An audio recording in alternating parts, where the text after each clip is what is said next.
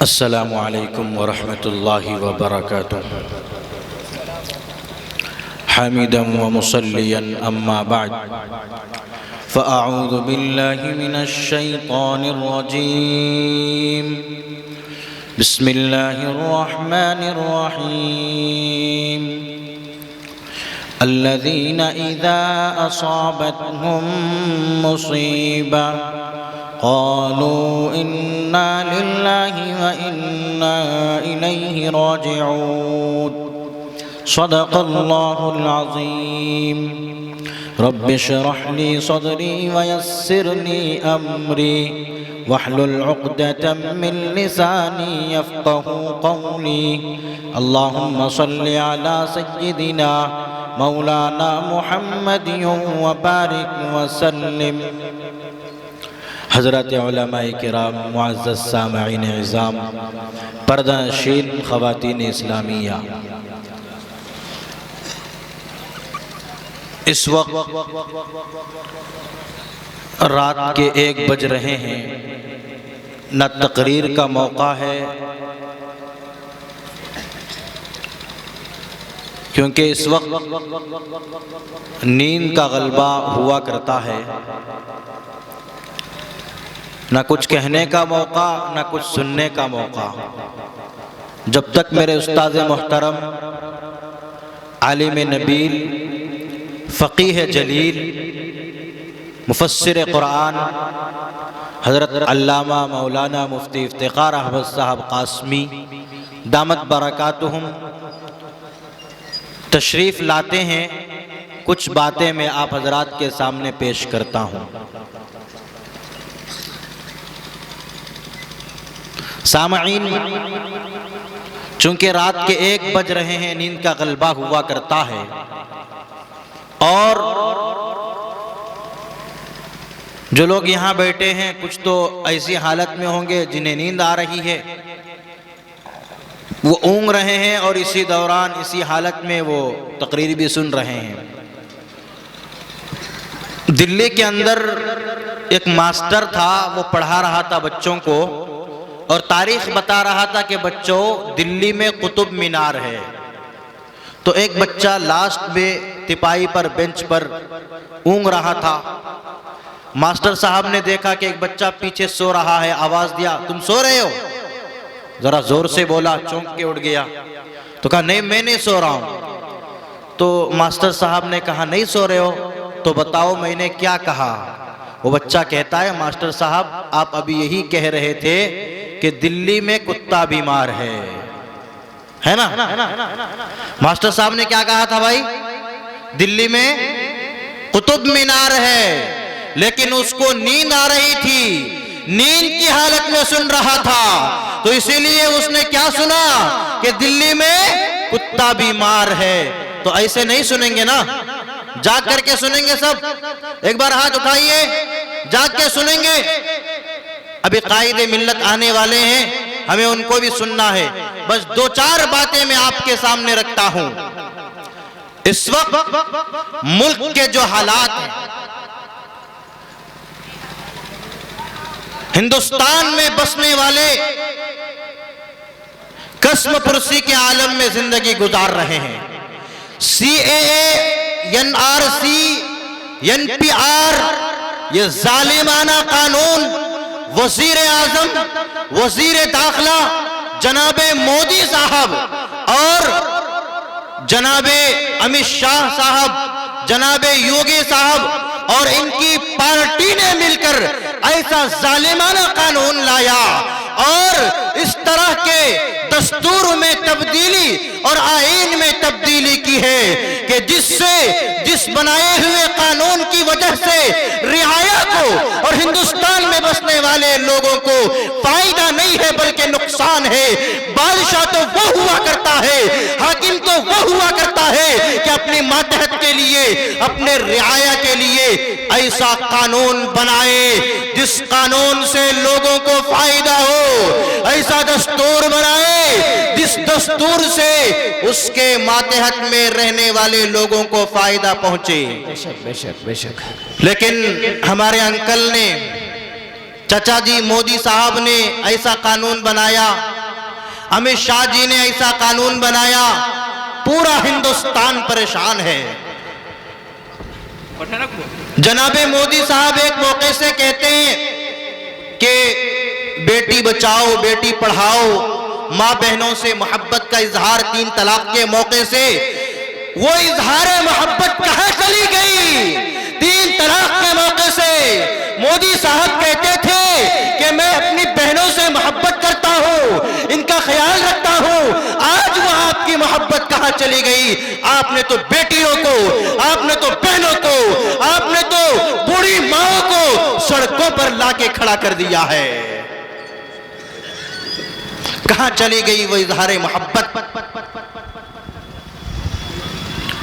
मैं आज के मंच से, चूंकि ये बयान रिकॉर्ड हो रहा है, आज के मंच से ये कहना चाहूंगा, जालिमाना कानून और जालिमों की हुकूमत ज्यादा देर तक कायम नहीं रहती। आया था बड़ा फिरौन, आया था नमरूद, आया था शद्दाद, आया था कारून, अल्लाह तबारक व तआला ने तहस नहस करके रख दिया। काबा गिराने आया था, अल्लाह ने उसी को गिरा के रख दिया। अब रहा आया था ना, पढ़े के नहीं वाक़िया, सुने के नहीं? अम्मा पारे में 30वें पारे में अल्लाह तबारक व तआला ने उसकी तफसील बयान फरमाई। अलम तरा कैफ फ़अल रब्बुका बिअस्हाबिल फील अलम यजअल कैदहुम फी तज़लील व अरसल अलैहिम तैरन अबाबील।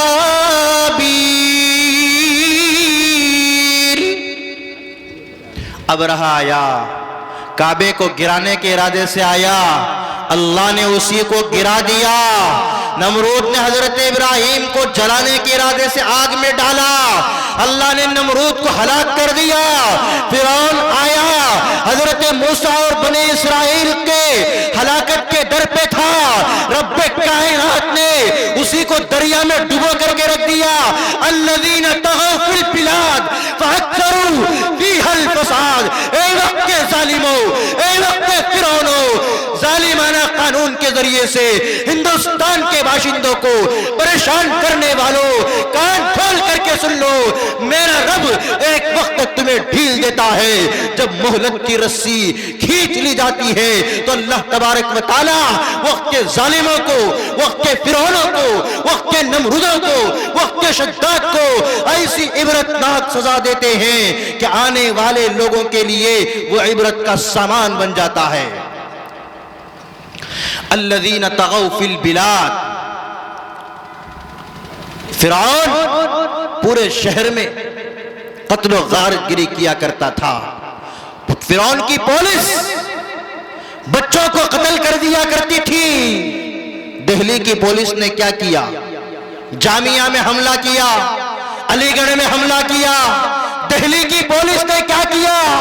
कितने बेकसूरों को मारा, कितने बेकसूरों को गिरफ्तार करके जेल में डलवा दिया। कौन है इसके जिम्मेदार? क्या वक्त की हुकूमत नहीं सुनती? क्या बहरी हो चुकी है, गूंगी हो चुकी है? कौन जिम्मेदार है? दिल्ली पुलिस किसके मातहत में है, किसके अंडर में है? वजीर दाखिला के अंडर में है, अमित शाह जी के अंडर में है। कौन करा रहा है? क्यों तफ्तीश नहीं की जाती? क्यों तहकीक नहीं की जाती? कितने लोग मार दिए गए, कोई कसूर नहीं था, क्यों तहकीक नहीं किए?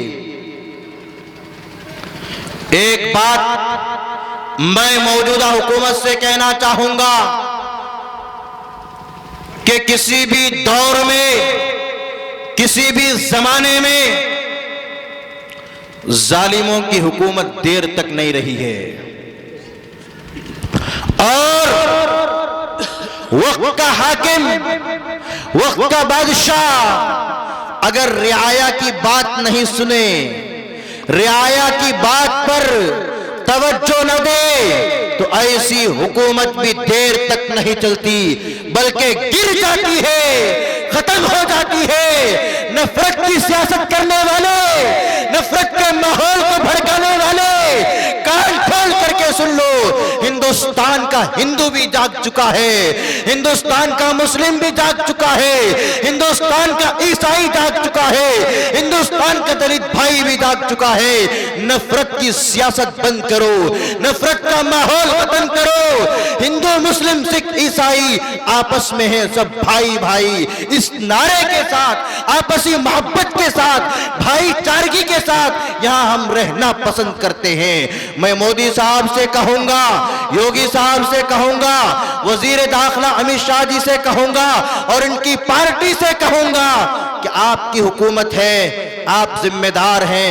अगर कोई बेकसूर मारा जाता है आप इसकी तहकीक कीजिए, कोई बेकसूर गिरफ्तार किया जाता है आप इसकी तहकीक कीजिए। आप जालिमाना कानून के जरिए से यहां के बाशिंदों को परेशान करना बंद कीजिए।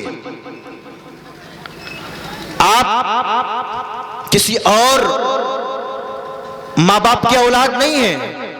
मैं और आप जिस माँ बाप की औलाद हैं, मोदी साहब उसी माँ बाप के औलाद हैं, योगी साहब उसी माँ बाप के औलाद हैं, वजीर दाखिला अमित शाह साहब उसी माँ बाप के औलाद है। हजरत आदम से सब कोई, हजरत आदम से सबका नस्ब और नस्ल जाके मिलता है। चाहे वो हिंदू हो, चाहे वो मुस्लिम हो, चाहे वो सिख हो, चाहे वो ईसाई हो, चाहे वो दलित हो, चाहे वो बुद्धिस्ट हो, सबका नस्ब वही जाकर के मिलता है। ओम अल्लाह इल्लल्लाह अनादि स्वरूप श्याम माहू ही जनान पशून सिद्धान जलवरान अडशकुरूपट। एक ही अल्लाह की इबादत की जानी चाहिए, एक ही अल्लाह, एक ही भगवान की इबादत, एक ही पूजा पाठ के लायक, एक ही के सामने ये पेशाने झुकना चाहिए। अहमदी पितुष परी मेघा मर्तस्से जगरब अहन सुर्र इवाजानी उस तर्रा यस्से परवजो। वो एक ही पैगंबर है। ये जमाना जब मेरे आका आए हैं, रहमते कौनैन आए हैं, फखरे कौनैन आए हैं, सरवरे कौनैन आए हैं, नबीयुल क़िबलतैन आए हैं, इमामुल अव्वलीन आए हैं, इमामुल आखिरीन आए हैं, जद्दुल हसनैन आए हैं, सब कहें सल्लल्लाहु अलैहि वसल्लम। इमामुल हरमैन आए हैं, वो सबके नबी हैं, हिंदुओं के भी नबी हैं, ईसाइयों के नबी हैं, यहूदी के नबी हैं, दलित के नबी हैं, मुसलमानों के भी नबी हैं। बस फर्क इतना है कि मुसलमान उनको आखिरी नबी मानता है और दलित सिख ईसाई हिंदू भाई ये उनको आखिरी नबी नहीं मानते, बल्कि ये अलग अलग तरीके से, या तो ईसाई अपने नबी हजरत ईसा को मानते हैं, यहूदी हजरत मूसा की तकलीद करते हैं और हिंदू भाई दिगर जो उनके स्वामी वगैरह हैं उनकी बात मानते हैं। लेकिन आप वेद की किताबें उठा करके देख लें, ऋग्वेद, अथर्ववेद, यजुर्वेद, सामवेद, उनमें लिखा हुआ होगा मेरे नबी के बारे में, आका सल्लल्लाहु अलैहि वसल्लम के बारे में लिखा हुआ होगा कि एक नबी आखिरी जमाने में आएंगे। उस टर्रायस से परवजो नराशस अहमदी पितुष परी मेघा मर्तस से जगरब आहन सुर्र ई वजानी। अल्लाह के रसूल सल्लल्लाहु अलैहि वसल्लम के बारे में वेद की किताबों में आया है कि वो नबी, वो पैगंबर, वो रसूल जो आखिरी जमाने में आएगा वो ऊंटों की सवारी वाला होगा, वो घोड़ों की सवारी वाला होगा। अल्लाह के रसूल का नाम वेद की किताबों में मोहम्मद भी इस्तेमाल हुआ, अहमद भी इस्तेमाल हुआ, तौरेत में, ज़बूर में, इंजील में, कुरान मजीद में मुहम्मदुर रसूलुल्लाह। और एक जगह अल्लाह तबारक व तआला इरशाद फरमाते हैं वमा मुहम्मदुन इल्ला रसूल। मैं आज के मंच से कहना चाहूंगा, उन लोगों की जबान को लगाम देना चाहूंगा जो आए दिन इस्लाम को और मजहब इस्लाम के मानने वाले मुसलमानों को दहशतगर्द कहते हैं। मैं उन्हें कहना चाहूंगा कि हिंदू भाई जिस माँ बाप के औलाद है, मुसलमान भाई भी उसी माँ बाप की औलाद है, ईसाई भाई भी उसी माँ बाप की औलाद है, दलित भाई भी उसी माँ बाप की औलाद है, सिख भाई भी उसी माँ बाप की औलाद है। लिहाजा जनाबे मोदी साहब, जनाबे योगी साहब, आप यहाँ के बाशिंदों को परेशान करना बंद कीजिए। हिंदुस्तान में रहने का और हिंदुस्तान के आईन के तहत यहाँ के शहरी होने का जितना हक जनाबे मोदी साहब को है, जितना हक जनाबे योगी साहब को है, जितना हक जनाबे अमित शाह जी साहब को है, उतना ही हक एक सिख भाई को है, उतना ही हक एक दलित भाई को है, उतना ही हक यहाँ के शहरी होने का एक ईसाई भाई को है, एक यहूदी भाई को है, एक मुसलमान भाई को है। ये तो नफरत की सियासत कर रहे हैं, ये तो सिर्फ इस तरह के कानून के जरिए से मौजूदा हुकूमत परेशान करना चाहती है और आने वाले इंतखाबात में सारा का सारा हलवा यही लोग चट कर जाना चाहते हैं। ये हरबे हैं, बैठे हैं सभी लोग, बैठे समझने की जरूरत है। हजरत वाला तशरीफ ला रहे हैं, बैठ जाएं आप लोग। उस्ताद मोहतरम तशरीफ ला चुके हैं, आप हजरत बाहर ना जाएं, मिल मिल के करीब होकर के बैठ जाएं। मैं और आप उन्हीं को सुनना है। अल्लाह तबारक व तआला कहने सुनने से ज्यादा अमल की तौफीक अता फरमाए। आमीन सुम्मा आमीन व आखिरु दावाना अनिल हम्दुलिल्लाहि रब्बिल आलमीन। बहुत बहुत शुक्रिया हजरत वाला।